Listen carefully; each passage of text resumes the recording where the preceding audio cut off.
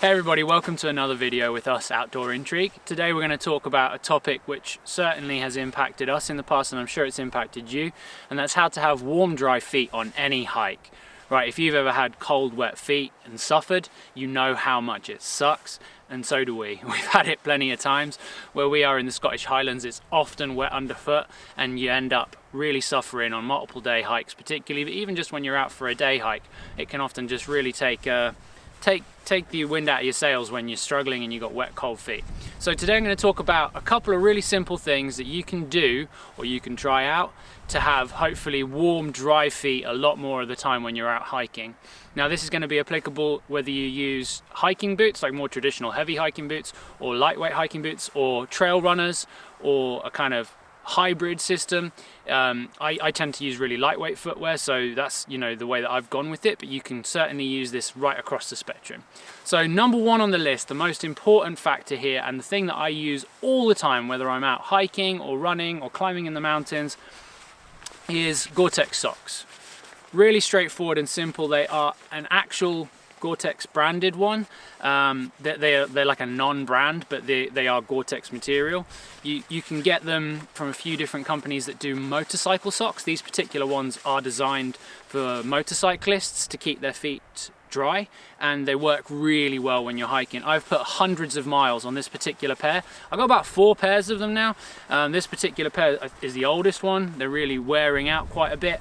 But they're still holding true after hundreds of miles. It's incredible. What they do is help to keep all of the water off of your feet themselves. So you might get the sock absorbing a little bit of moisture, but your foot that's inside is going to stay almost completely dry. Now, the other thing that people might be thinking is, won't your feet sweat a lot? So I have found that your feet do sweat slightly, because obviously this is adding an extra layer of warmth as well, because you're going to be wearing a sock or multiple socks inside these, but they do breathe.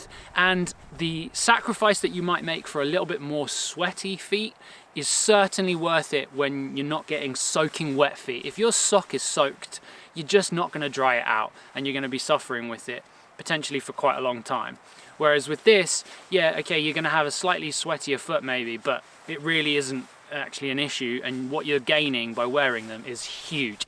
I even use them for my trail runs, and I don't have an issue at all. When you're running, I just use a slightly thinner sock inside them. When I'm hiking, I use thicker socks. So Gore-Tex socks, there is one company that does them specifically for hiking, the Rocky Mountain Sock Company, I believe. So you could check them out. I haven't used their ones before because they're really expensive. These non-branded ones I found to be brilliant. You can often find them on eBay, just so you know. Right, so that's one thing, is Gore-Tex socks. That's the most important thing.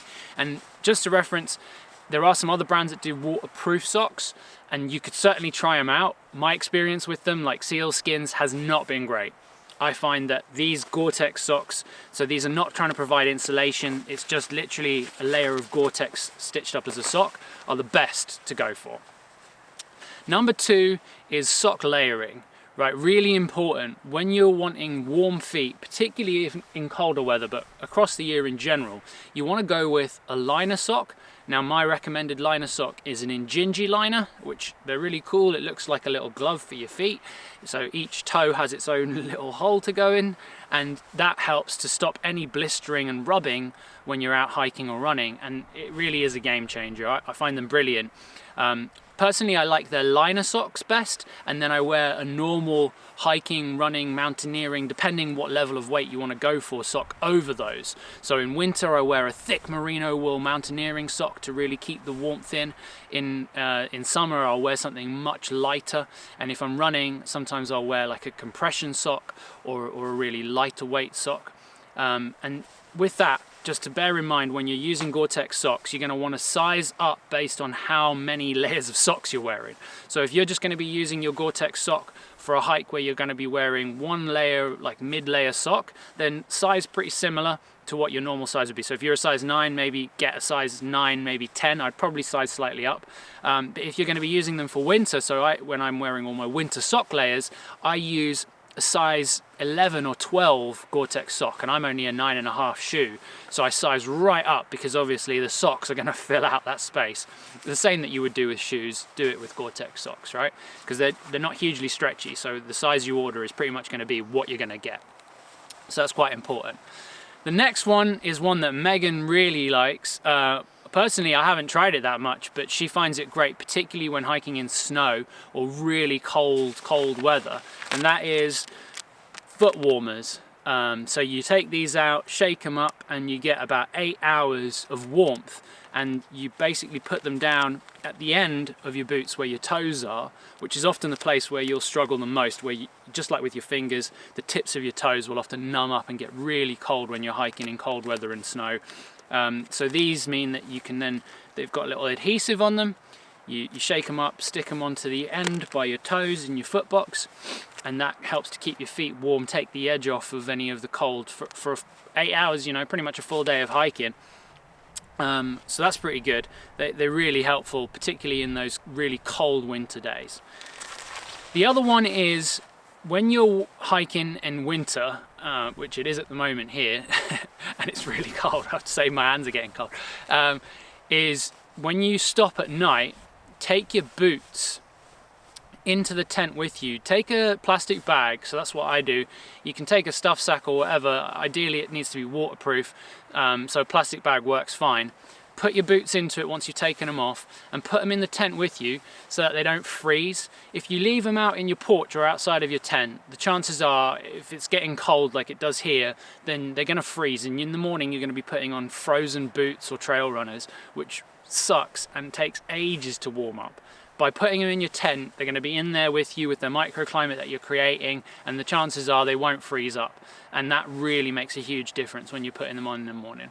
So that is pretty much the key factors that I would say anyone could try out to really help mitigate having wet, cold feet. One, Gore-Tex socks, that's my biggest recommendation by far. And anyone that knows me or hikes with me will tell you how much I go on about bloody Gore-Tex socks.